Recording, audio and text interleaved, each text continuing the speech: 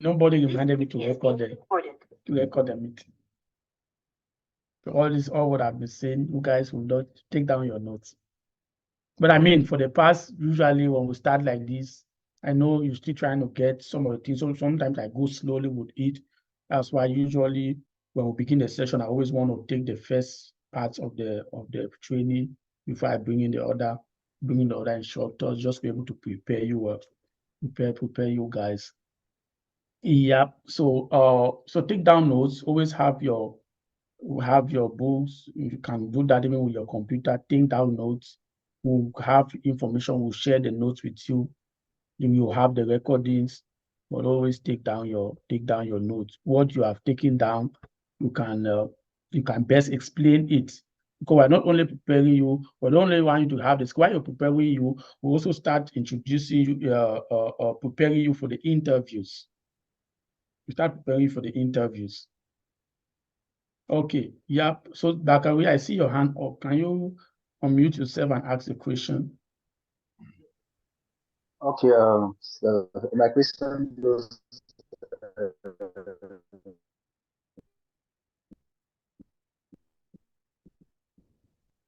Looks like you're having connection issues.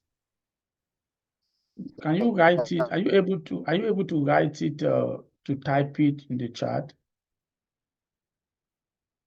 Just type it in the chat. My eyes on the chat. I'll be able to look at it and respond to it.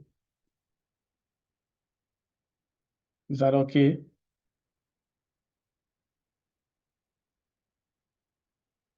Okay. Yeah. So let's explain the concept: threats, attacks, and vulnerabilities. We've heard one of the vulnerability in every organization. We've heard that humans are is a vulnerability to an organization.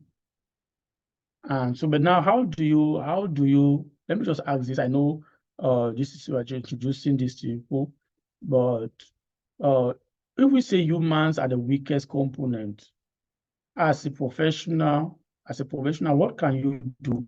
What can you do to minimize? Because again, before going into that, with cyber, you're trying to, cybersecurity threat comes with a lot of risk. And you cannot completely have this in your mind, you cannot completely eliminate the risk. The risk cannot be completely eliminated. So even as a professional who is a defender, you can only reduce the risk. The risks can only be reduced. It cannot be eliminated completely. So what can you do? What can you do? Just think out of the box. What can you do if you know that humans are the weakest point? But you still need them. You need them in your organization to do the job. How can you ensure that the risks they pose to the organization is reduced?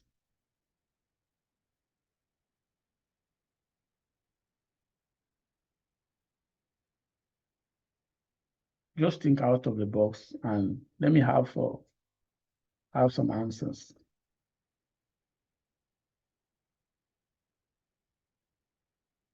What can you do? Identity and access management. Who is answering? Who is answering that? What's the name, please? No, Who is Prof. that, please? It's one of the. Okay, Mr. Leonard. Mr. Leonard, I don't want to hear your voice, please. Yeah, let's have another person, please try that. But identity and access management is good. It's good, but there's a primary thing you can do, which is the most common one. The most common one that you can do to be able to reduce the risks they pose to they can bring to the organization. Remember, I talked about they are not aware. They are not aware of these cyber threats. So what you should start thinking of, how can I make them to become aware? Such that if the wolf is coming towards them, they'll be able to recognize that, oh, this is a wolf. let me be careful. So what can you do?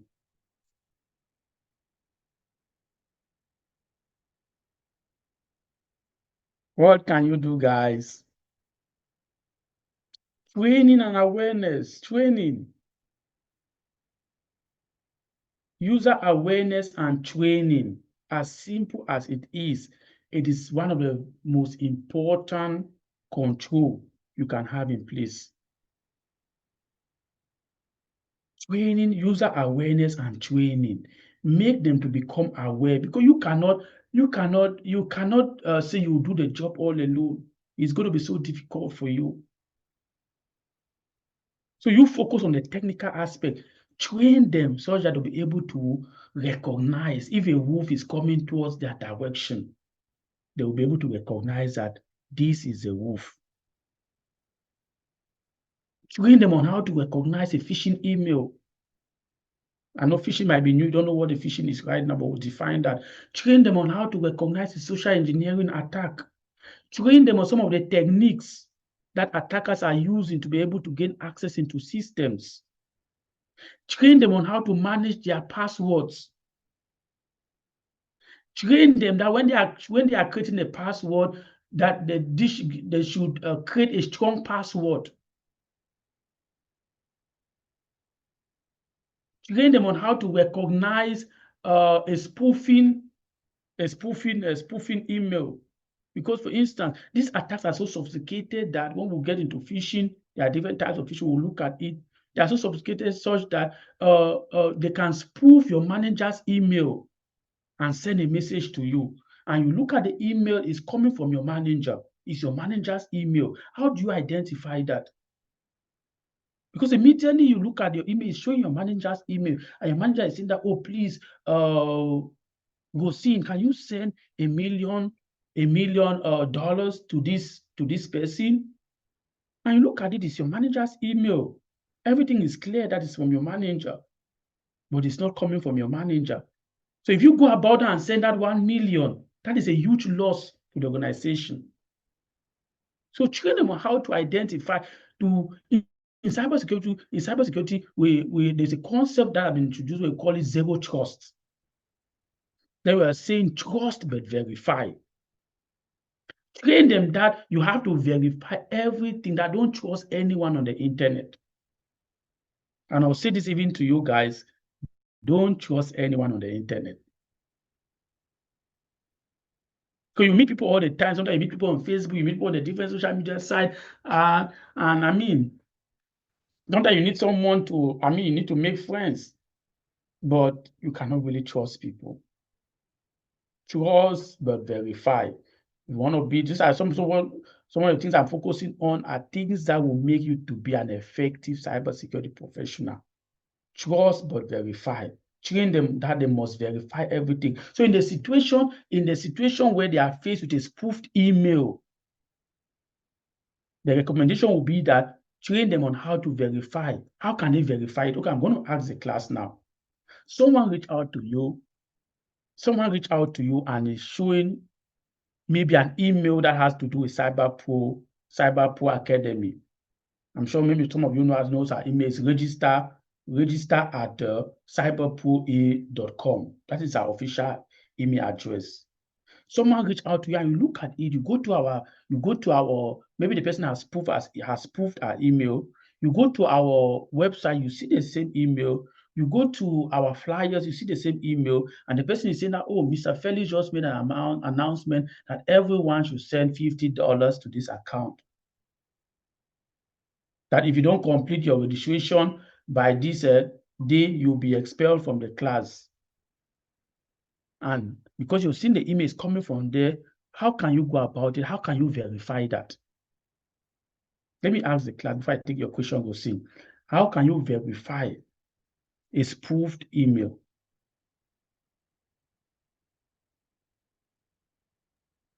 How can you verify? In the case of CyberPro, how can you verify that it's actually coming from CyberPro? Because I know a lot of people will not even verify once they see it out of fear. Because what the attackers use, sometimes there are a number of things they use. They use urgency. They want to make it urgent. They want to put fear in you. That's why they are saying that if you don't do this, you're going to be expelled. Once you see the same expelled and you say you don't want to be expelled, let me send it immediately. So how can you verify that? I think I asked the question, but I wanted to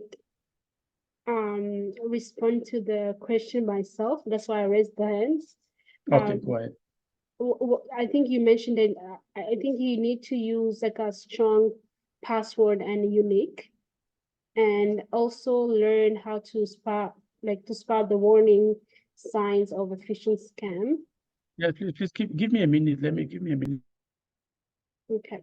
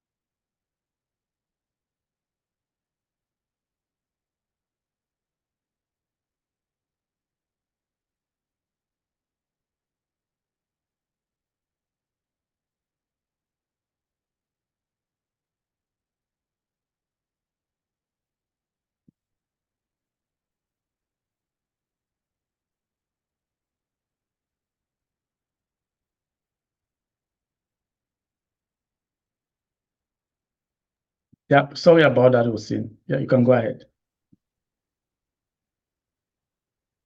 Unmute yourself, please. Sorry about that. Yep. I was actually responding on the question that I asked.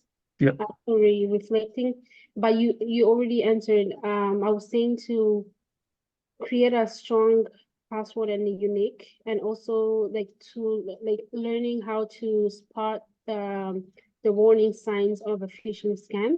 But you just asked a question about how to identify, I guess, the phishing email. A spoofed email. Because we're going to look at it. I'll just give an example that there's a situation where they can spoof, an attacker can spoof. We call it spoofing. That's to say they can make they can reproduce the same email of your manager and use that manager to get to you and say, oh, Hussein, can you please go ahead and send X amount of money to this person? And you look at the email, it's coming from your manager. How do you verify if it's actually coming from your manager as a cybersecurity professional now? I mean, it's hard, but I think you can verify maybe like the name before the @ sign, the generic I don't know, readings and the spelling and the grammar of the email Yeah. that is coming from. Yeah, that would be that would be the email itself. But I mean, that would be like the email content. But the email itself, usually, if it's a spoofed email, is exactly the same like your manager's email address. Exactly the same. That will be exactly the same email address, but it's not actually coming from your manager. It's coming from an attacker. How can you verify that? I think you can simply email the manager and ask the question. If you email the manager, you'll be emailing it to the same person. No. So what if you have the email of your manager? That's what I'm saying. That's what I'm saying. Maybe you're getting what I'm saying. They reproduce the same email your manager is using. What if you call your manager on the right call for confirmation? Exactly. That's what I was about to say. I have some very smart people in this class. You're making my class difficult for me. Yeah. So in this situation, you use another method. Use another method of verification. Don't try to send an email to the same message to the same email. You'll be sending it to the same person. So what you do is to use another method of verification. For instance, if they got to you by 2 calls and it's showing your manager's number, you verify now using your manager's email address. So always use a different method of verification when it comes to spoofing, and always verify. Once it comes to search something, and there is nothing bad with you verifying as many times as possible. Even if you're very sure that it's coming from your manager, it doesn't cause any harm to go to maybe the collaboration platform you're using, whether it is Teams or which other collaboration platform, and just write your manager maybe on Teams and say, oh, Felix, did you send me an email that I should do this? Keep verifying, verify and verify and verify and verify. Keep verifying until you're very sure that that is what you're supposed to do. Yeah, thank you so much, Mr. Lover. That was a good, smart. That's a smart one. Yeah, I mean, we have some people who are really very smart here. Very smart. I mean, we have not even gotten into this, and people already identifying and picking out my questions. Yes, I'm sir. not There's a question in the chat. There's a question in the chat. I'm not happy with I'm not happy with this. I'm making my class difficult by answering the question so early. Okay. Yeah, let me look at, I see Faith's question. Maybe before Faith we have, okay, we'll see. I'm still going to look at the threats, vulnerability, and attack. Okay, then I see, what is this again? Just let me look at all the questions. Sir, I was asking that, is a threat actor a cybersecurity expert? A threat actor, yeah, for sure. That is why it's so it's interesting, because you two need to understand, because these are people, most of these threat actors, I mean, there are some of them today you can have any individual becomes a threat actor, maybe a cyber criminal, a scammer, because we have online platforms they can use to be able to do their stuff. That's pre-prepared platforms. So I would say, but those like really nation state actors, I would say most of them are cybersecurity experts. Please just mute yourself. Are cybersecurity experts who maybe some of them left their organization. They are just discontented with the system, with the world system, and they've decided to take a position where they are attacking organizations. So I would say, particularly the nation state actors, they are cybersecurity experts. So it's a question, it's an answer of yes and no. In some cases, they are not cybersecurity experts. Maybe they are just leveraging on maybe the platforms that are online and using it to be able to launch an attack. Is that clear, Bakari? Okay, then Faith. But are we going to do that for every correspondence sent? Oh, Faith, I don't understand this exactly. That's calling top management when we receive similar mails. Yes, for the spoofing emails. Are we not going to be checking every email sent to us because of being afraid of spoofing emails? I mean, there is no harm in verifying. There is no harm in verifying, because I mean, there is no harm in verifying just to verify the second time. For instance, if for instance, okay, let's say you're dealing with maybe someone comes from procurement. Maybe in the past you've been dealing with them, and maybe when it comes to the invoices, it has always been a certain amount below a certain amount, and out of nowhere you receive something. Maybe you're working with the finance department, you receive something and it's showing an amount that is far above the normal threshold. You should question that. Maybe it was something like 10 million, and I mean it's really like higher than the normal, than what you expected. You should verify that. But again, as a cyber professionals, normal employees might not do that, but as a cyber professional, that is why sometimes we say security is slow. A lot of implementing security, when we're implementing security, most times session fuels or many other teams, they feel we are slowing the process. They think security slows down the process, but what security is instead doing good to the business by verifying. So keep verifying. It doesn't cause any harm. That is why you are into cyber right now. Your way of doing things should change. Because you don't know when it's going to be coming from a malicious person. Okay, you wanted to say something, Fred? No, I understand now. When it looks like it's coming, it's something fishy. Always verify. Yeah. Always verify. Always verify. You know, a cyber person should have more than one eyes. You have more than one eyes. You are able to see because of the knowledge. The reason you have more than one eye is because of the knowledge you have now. Yeah, because of the knowledge, you are able to see beyond. That is why sometimes when I used to teach, I'll make it like a fun. I say, I say some of you like women now, you start having issues trusting your spouse. You're married, you start having issues trusting your spouse. Remember, I was talking about cyber hygiene.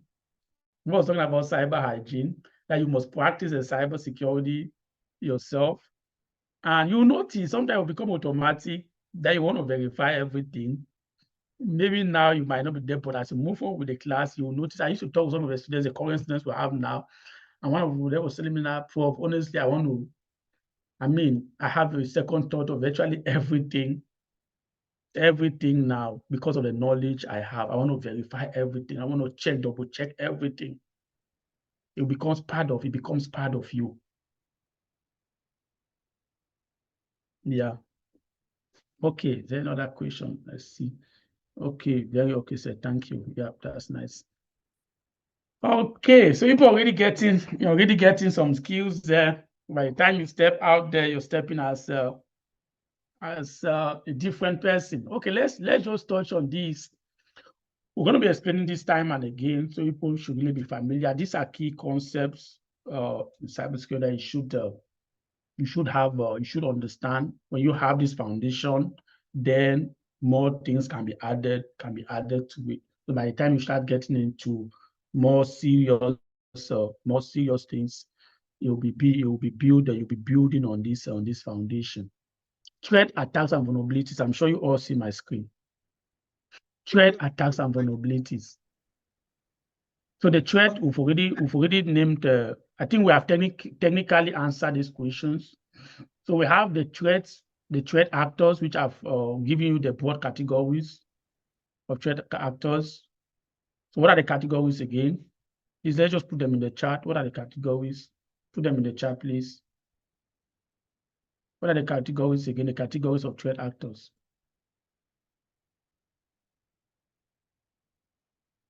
What are the categories of threat actors again? What are the categories of threat actors? Let's have it in the chat, please. What are the categories of threat actors? No one is saying anything about it. Remember, we just named the three broad categories of threat actors. Yeah, one, scammers. Yeah, scammers fall under cyber criminals. We should always use the word cyber criminals. Yeah. So scammers will be a subcategory of cyber criminals. Yeah. Okay. Nation state actors. Yeah. And insider nation state actors. Yeah. Insider threats. Yeah. Thank you. Nation state cyber criminals and insider threats. So those are the threat actors. So the threat actors are there. Then now we need to have these threat actors are looking for what? They are looking for vulnerabilities. They are looking for vulnerable systems. It therefore means that if there are no vulnerable systems, the threat actors will be there, but there will be no attack. So threat actors exist. Threat actors, they can only be attacked when there is what? Vulnerabilities and threat actors. And for sure, like we said, the threat actors are always there. Sometimes they are on the internet. Sometimes they are around you. They are insiders within your organization. They are on the internet with their tools waiting for the next person to capture. So they are always there. But now they are looking for what? Vulnerabilities. And what are vulnerabilities? Vulnerabilities are weaknesses. Vulnerabilities are what? Are weaknesses. And many systems, an organization, for an organization to run, there are many systems that makes up an organization. There are many systems that makes up an organization. Vulnerabilities are weaknesses.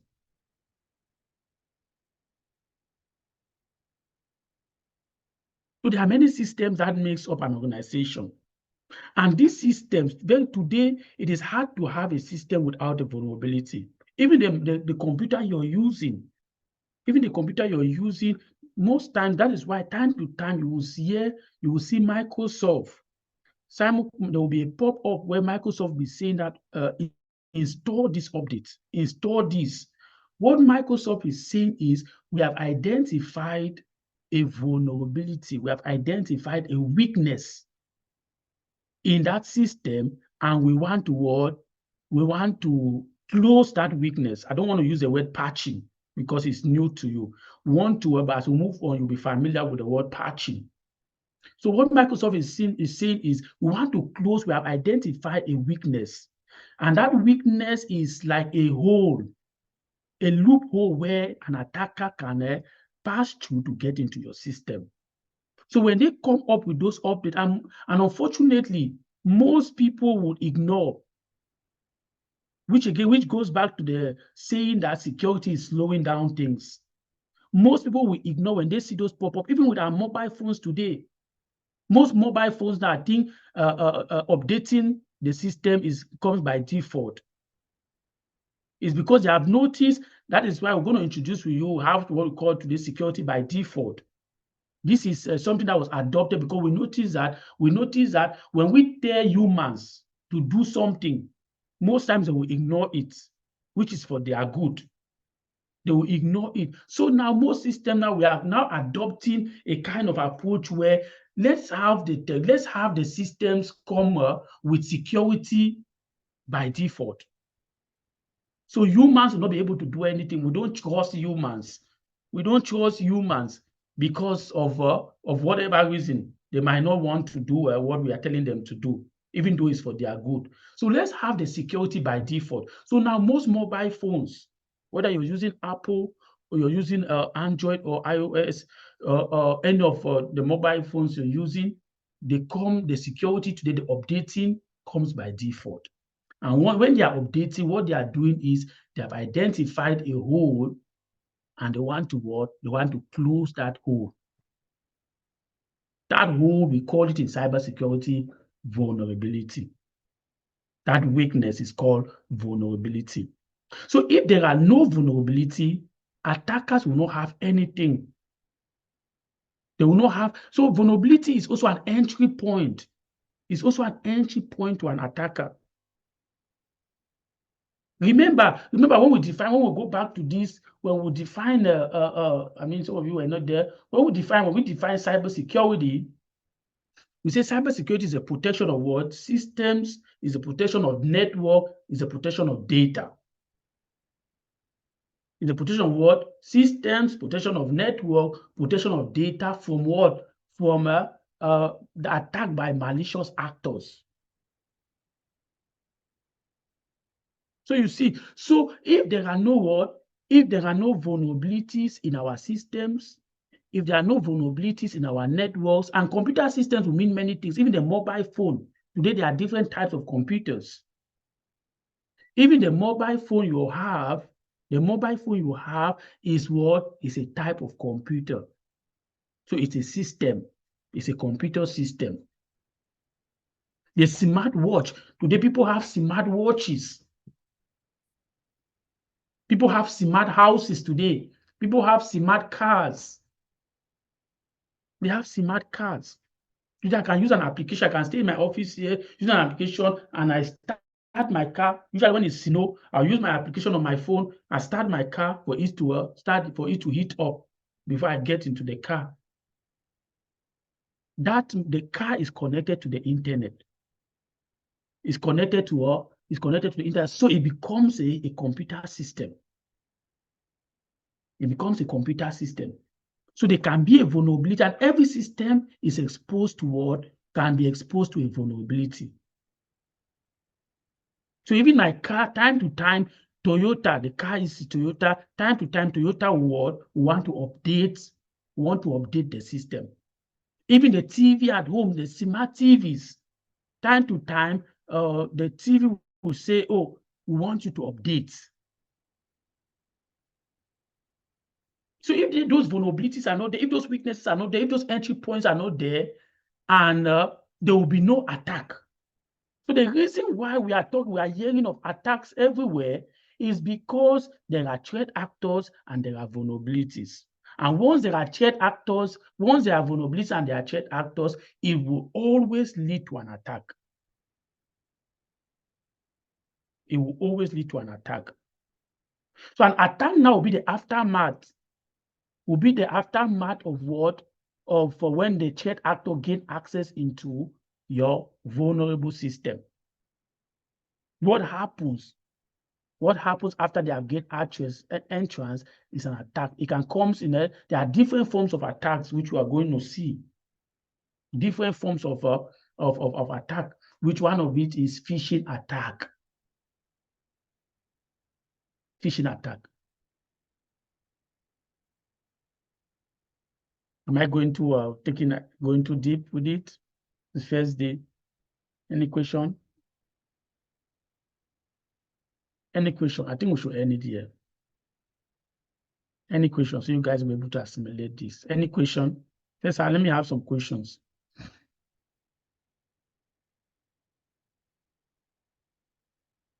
Let me have some questions, please.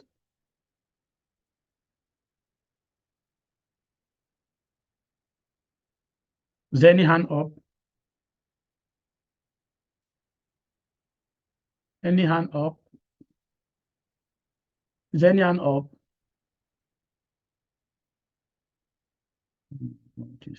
Okay. Is there any hand up? Let me have a question, please.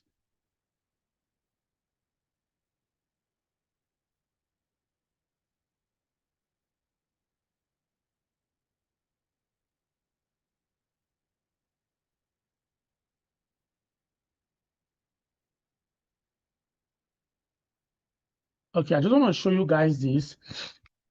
So once you all started working on it, you all will gain access to, once you complete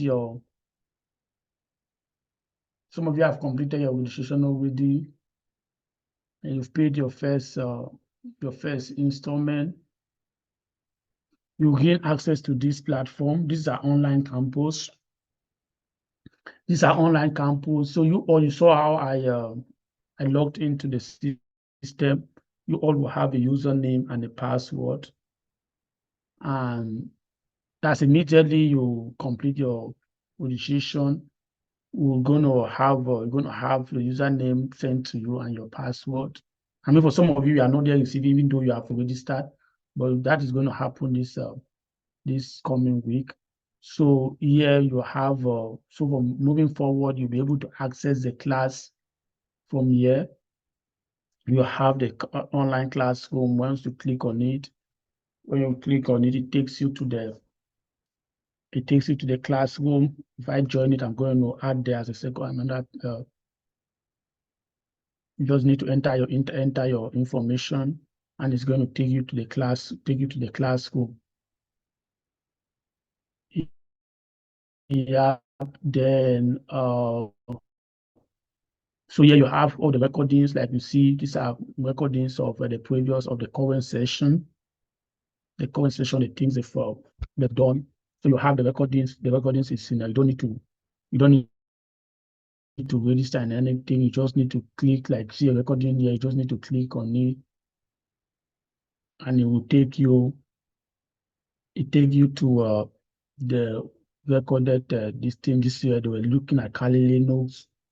You're looking at Kali Linux, you're using Kali Linux to Kali Linux is a tool where you use to launch an attack.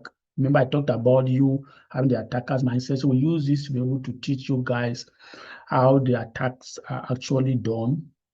Like we use this to be able to create, you can create a clone site, send out a phishing email to whoever you want to, and you'll be able to harvest. And what this which is amazing, the students were able to you'll be able, and which you guys will be able to do it, be able to create a Chrome, create maybe a Facebook clone, or you create which and Firefox, you can create a clone of Firefox such that when the person enters their password, their username and password, we are trying to log into their Gmail account.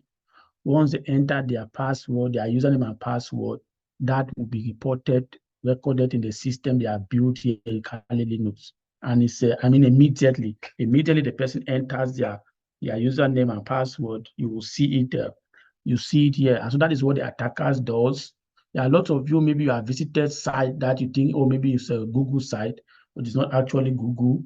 It's a clone site. You enter your information. Sometimes I've heard people come to me, oh, money was taken from my account. Money was taken from my account. I don't know how that happened. I didn't do anything, but maybe they clicked on a site like that, thinking it was an illegitimate site, and they entered their banking information. Once you enter those informations, if the attacker has said something like this, those passwords it will report in their system here. And when you are not there, they will use it to gain access into your system, then do whatever they want to do with your bank account. So you guys will be able to do that. If you play this, it plays.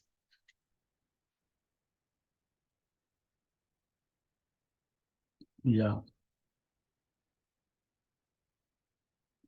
The default username and password is Kali. Okay. So you guys will be able to do all of these. That is how good you guys will be.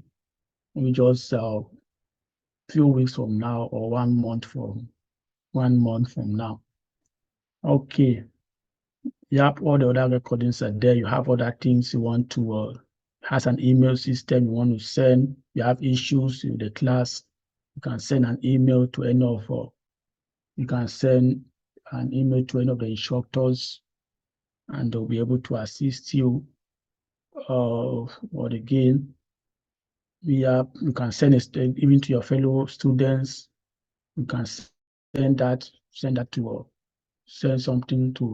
email to him. You can send this, you just need to type the subject of the message you want to send. So hi Chris, I just wanted to check if there will be class today. You send to Chris, and Chris will be able to respond to you. Wherever the person is in the world, they'll be able to respond to you. So that is what there are lots of other things. I think you can still be able to make your payment using this PayPal. You can still be able to do that, pay your tuition fee, be able to do that using using PayPal, using PayPal, enter your information, and that will be done. Okay, so all these platforms we invested it for you guys, so you will be able to get the maximum value from this from this training. Okay, any question?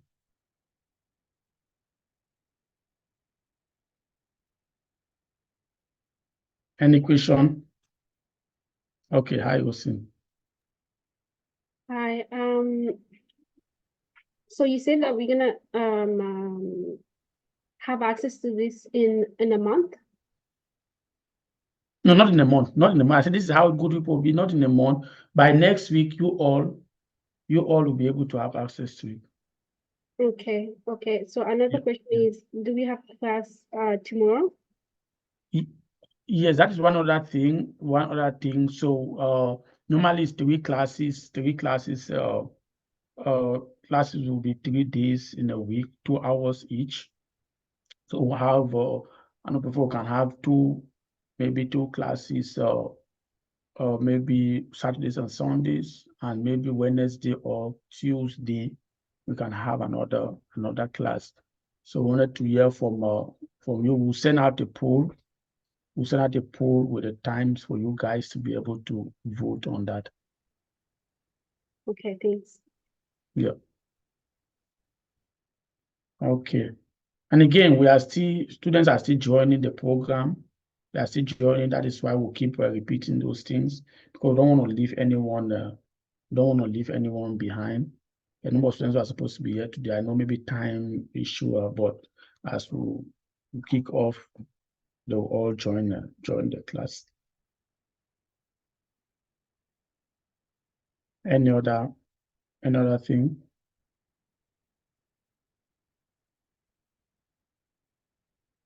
Hi, Faith, are you okay? Yes, I'm fine. I think I followed.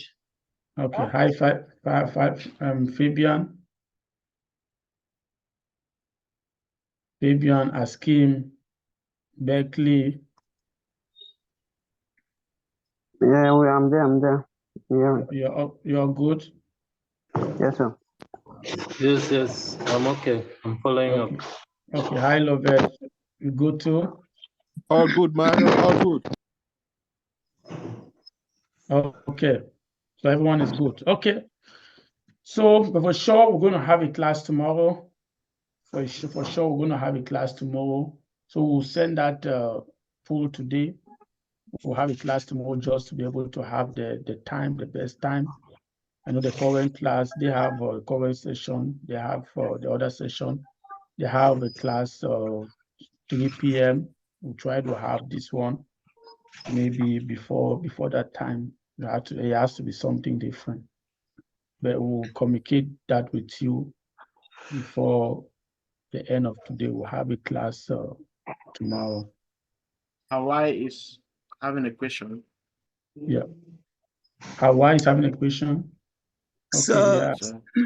so please, I don't know if you get me. I can hear you, sir. Please, I wish to ask, have we kickstart already, or we are still at the introduction level? Then my second We are still at question the is, introduction. okay, my second question is, what kind of system can we actually get for the program? Okay, yeah, that's a good question. Rosin, you were able to get the 256 hard drive and at least 8 GB of RAM, I believe.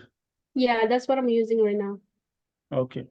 Yeah, so if you can get at least 8 GB of RAM and at least 256 GB of hard drive, that would be good. Thank you, sir. You're welcome. Okay. Any other question? I have that in a desktop. Will say desktop also okay? Yeah, it's good. It's good. Okay. Yeah, it's good. Okay. Yeah, but I mean, sometimes you try to have have something portable. You try to, so that you can also be able to access the classroom from anywhere. So even when you are not home, you can still be able to get on the classroom and maybe access some of the recordings. All right. Okay. Yeah. Yes, we'll see your hand up again. You're muted now. Sorry. So my question is, what if you're not able to attend the class? Like if you guys put the hours when someone is not available. Like me, for example, I have church at 2 p.m. until 4. Oh, 2 Like p.m. every until 4. Sunday. Yeah. Okay, 2 p.m. until 4. Like, is there any class I can do in the morning? Like, is there, if it's at 5, I'm gonna have to like drive rushing? Yeah. Yeah, we'll look at it. Okay. Also Tuesday's working hour on Tuesday. Yeah, Tuesday is working hour. Wednesday, that's why we said we'll send a number of days people should choose pool. And the good thing is, since we have the recordings, maybe if we miss just a little portion of it. But again, we're always very flexible with our students because we're not just interested in you seeing and not get the value from it. So sometimes, if needs be, we can do extra classes. If we notice like a number of students were absent, we don't just want to move forward and leave anyone behind. We'll be able to like have accommodations for the others. Sounds good. Yeah. Yeah. Okay, we'll send that to you guys. Yeah. Faith, please try to reach to your brother. Yes, sir. I will try and get to him. I'm sure he was held back by work. I've still not been able to contact him at all. Okay. And any other person who is not here, please, you encourage them to be here. Students are supposed to be here. Encourage them to be here. So we don't want to go very far and leave anyone behind. Okay, that's it. If there is no other thing, then we have come to the end of this introductory class. Please, all we are doing is just introduction, but it's very, very important. Some of the key concepts we have touched, you will keep hearing of them. Virtually every topic we will do one and the same words: vulnerability, weaknesses. We didn't look at the CyberPro triad today. Tomorrow I'm going to look at it tomorrow and really that's the CyberPro triad, and yeah, we're going to look at it, the CyberPro triad. Yep, we're going to look at this tomorrow. Then I explain one or two things. Then we'll look at the different state of data, because data is in 3 different states. We're going to look at those different states of data. Then I'll show you how to protect each of the different states. Okay, thank you. Well, take care, and see you guys tomorrow. Thank you. Bye. Okay, bye.